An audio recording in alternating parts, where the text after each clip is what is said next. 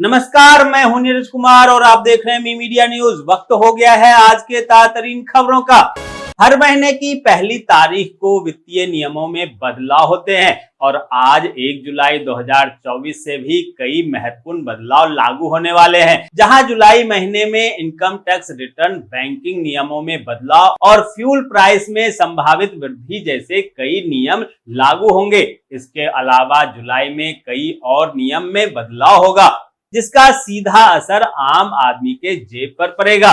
लोकसभा चुनाव 2024 में उत्तर प्रदेश में भारतीय जनता पार्टी के खराब प्रदर्शन के बाद राष्ट्रीय स्वयंसेवक संघ प्रमुख मोहन भागवत यूपी के कई जनपदों के दौरे पर हैं, जहां आज से मोहन भागवत 2 दिवसीय दौरे के लिए मिर्जापुर पहुंचेंगे। इस दौरान मोहन भागवत श्री हंस देवराहा बाबा आश्रम में पहुंचेंगे, जहां देवराहा हंस बाबा के द्वारा बनवाए गए 5000 किलो लड्डू का हनुमान जी को भोग लगाएंगे। साथ ही देवराहा हंस बाबा से मोहन भागवत आशीर्वाद लेंगे। इस दौरान मोहन भागवत आरएसएस के कार्यकर्ताओं के साथ मुलाकात भी करेंगे। योगी सरकार 1 जुलाई से वन महोत्सव का आयोजन करेगी। यह महोत्सव 7 जुलाई तक चलेगा। इस दौरान एक तरफ जहां विरासत वृक्षों के संरक्षण पर सरकार का जोर होगा, वहीं दूसरी तरफ पौधारोपण से संबंधित जन जागरूकता अभियान भी चलाई जाएगी। इसके तहत प्रभात फेरी, नुक्कड़ नाटक समेत अनेक प्रतियोगिताओं के माध्यम से स्कूली बच्चों को भी पर्यावरण के प्रति जागरूक किया जाएगा। बिहार के डिप्टी सीएम सम्राट चौधरी ने जदयू के नए कार्यकारी अध्यक्ष बनाए गए संजय झा को बधाई दी। उन्होंने कहा कि इससे एनडीए का तालमेल और भी अच्छा होगा।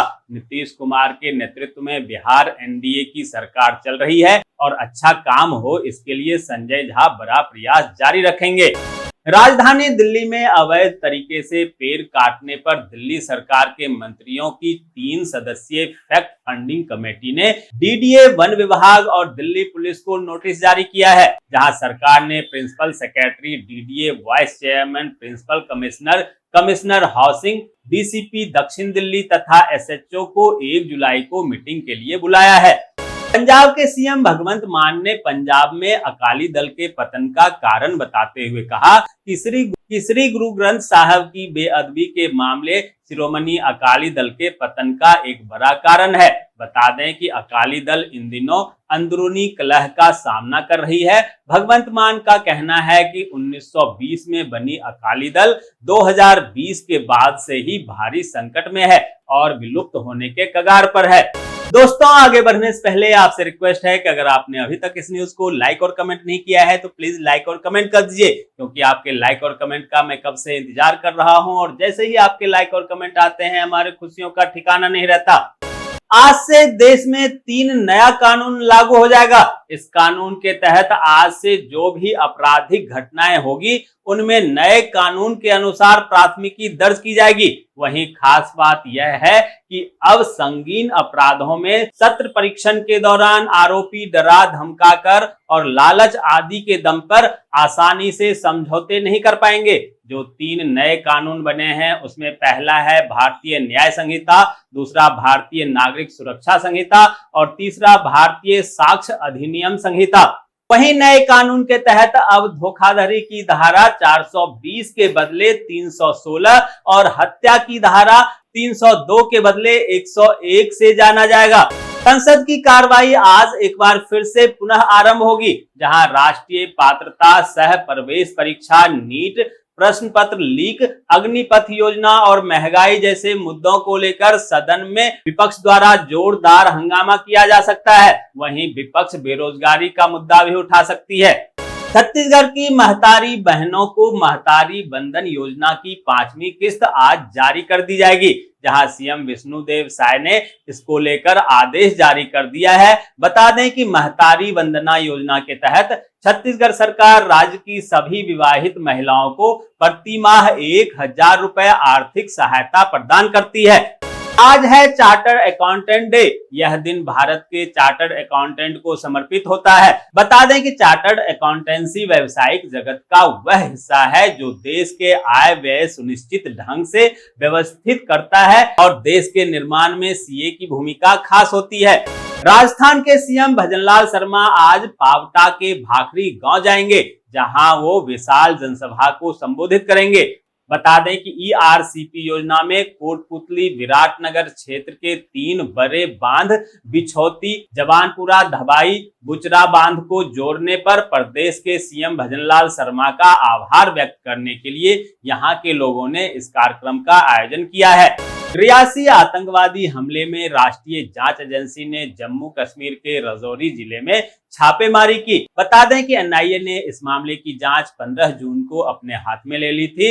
इसी मामले की जांच के दौरान एजेंसी ने हाइब्रिड आतंकियों और ओवरग्राउंड वर्कर से जुड़े 5 स्थानों पर तलाशी अभियान चलाया।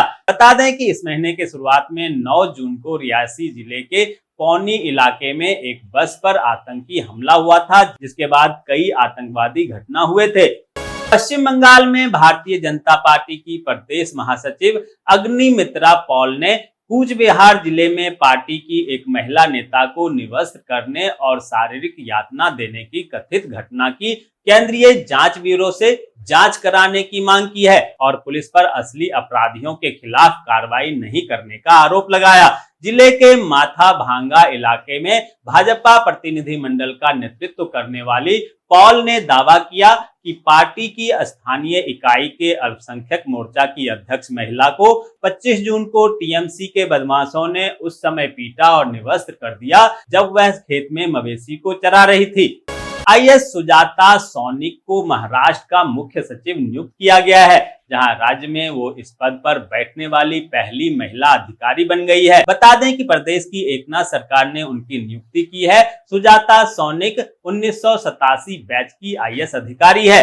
नीट यूजी पेपर लीक मामले में केंद्रीय जांच ब्यूरो ने बड़ा एक्शन लिया, जहां केंद्रीय एजेंसी ने गुजरात के पंचमहल जिले के जय जालाराम स्कूल के चेयरमैन दीक्षित पटेल को कस्टडी में ले लिया है। दीक्षित पटेल को हिरासत में लेने के बाद गोधरा सिविल हॉस्पिटल में उनका मेडिकल कराया गया। बता दें कि नीट पेपर लीक मामले में गिरफ्तार आरोपियों के कांटेक्ट में होने की शक के बुनियाद पर सीबीआई ने दीक्षित को गिरफ्तार किया है। राजस्थान के शहरों में नए आवासीय योजना के तहत कॉलोनियों में छोटे भूखंड पर ना तो अब ज्यादा ऊंचा इमारत बनाया जा सकेगा और ना ही बिल्डर ज्यादा फ्लैट बना सकेंगे। आवासीय योजनाओं में हाई राइज बिल्डिंग की परिभाषा भी बदल दी गई है। इसके तहत 15 मीटर ऊंचाई इमारत हाई राइज मानी जाएगी। वहीं स्टिल्ड पार्किंग की गणना भी इमारत की ऊंचाई में ही जोड़ दी जाएगी। ऐसे में ज्यादा ऊंचाई वाले इमारत नहीं बना पाएंगे। उत्तर प्रदेश सरकार द्वारा महिला सुरक्षा सम्मान और स्वावलंबन हेतु चलाए जा रहे मिशन शक्ति अभियान के तहत कम्युनिटी पुलिसिंग एवं महिला सशक्तिकरण हेतु शक्ति दीदी के माध्यम से जनपद महुआ में विभिन्न स्थानों पर आउटरीच प्रोग्राम का आयोजन किया गया।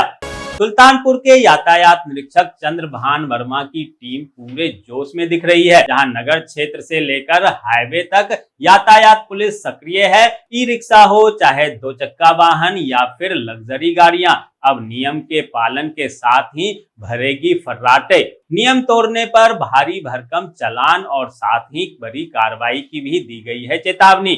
हरियाणा की नायब सैनी सरकार में पर्यटन मंत्री असीम गोयल ने चंडीगढ़ में ट्रांसपोर्ट डिपार्टमेंट की समीक्षा बैठक की, जिसमें उन्होंने विभागीय अधिकारियों को निर्देश दिया कि राज्य परिवहन विभाग के सभी डिपो और सब डिपो में बस स्टैंड परिसर का रखरखाव बेहतर होना चाहिए। उत्तराखंड में एवलांच आने की घटना सामने आई है, जिसमें केदारनाथ के पास पैड से बर्फ की नदी बहती हुई दिखाई दे रही है। वीडियो में नजारा काफी भयावह लग रहा है, लेकिन इस घटना से कोई जान माल की हानि नहीं हुई। उत्तराखंड में ग्लेशियर टूटने की घटना सामने आने के बाद विभाग के अधिकारी हलचल में आ गए हैं। बता दें कि इससे पूर्व भी ऐसी घटनाएं 2022 में सामने आई थी। हाल ही में जमानत पर रिहा हुए झारखंड के पूर्व सीएम हेमंत सोरेन ने सामंती ताकतों के खिलाफ विद्रोह का ऐलान किया। उन्होंने कहा कि विपक्षी दलों का गठबंधन इंडिया देश भर में भाजपा को सत्ता से उखाड़ फेंकेगा। हुल दिवस के मौके पर झारखंड के साहेबगंज में रैली को संबोधित करते हुए सोरेन ने कहा, उनकी रिहाई के बाद भाजपा के खेमे में घबराहट है। छत्तीसगढ़ कांग्रेस प्रदेश संचार विभाग के अध्यक्ष सुशील आनंद शुक्ला ने भाजपा पर जमकर निशाना साधा है। उन्होंने कहा है कि हाईकोर्ट ने राज्य की कानून व्यवस्था पर सवाल खड़ा किया है। उन्होंने तंज कसते हुए कहा कि राज्य में बेलगाम कानून व्यवस्था पर 1 महीने में 2 बार कोर्ट ने सवाल खड़ा किया। यह राज्य सरकार की अक्षमता को दिखाता है।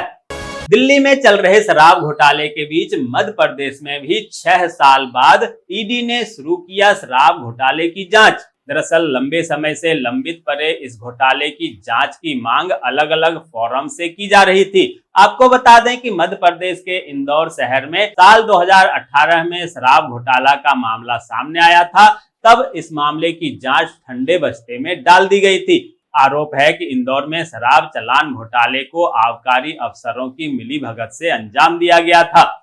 हिमाचल प्रदेश में मानसून के चलते लोक निर्माण विभाग के कर्मचारियों की छुट्टियां रद्द कर दी गई है, जहां विशेष परिस्थितियों में भी कर्मचारियों को अवकाश पर जाने के लिए कई शर्तों का पालन करना होगा। सरकार ने लोक निर्माण विभाग के चारों जोन के चीफ इंजीनियरों को फील्ड का दौरा करने को कहा है। सड़कों और पुलों के निरीक्षण के बाद रिपोर्ट प्रदेश सरकार को देने का निर्देश दिया है। दोस्तों, मैं देख पा रहा हूं कि आप में से बहुत सारे लोगों ने न्यूज को लाइक किया है और कमेंट भी किया है, लेकिन अभी भी कुछ लोग बाकी हैं जिन्होंने न्यूज को लाइक और कमेंट नहीं किया है। उनसे भी आग्रह है कि प्लीज प्लीज प्लीज वो भी न्यूज को लाइक कर दें, कमेंट कर दें, साथ में शेयर भी कर दें। तो ये थी आज की ताजा तरीन खबरें। ऐसे ही खबरों से अपडेट रहने के लिए चैनल को सब्सक्राइब कीजिए, नोटिफिकेशन बेल को दबाइए, वीडियो को लाइक कीजिए और ज्यादा से ज्यादा शेयर कीजिए, ताकि आप और आपके जानने वाले रह सकें देश और दुनिया के तमाम खबरों से अपडेट।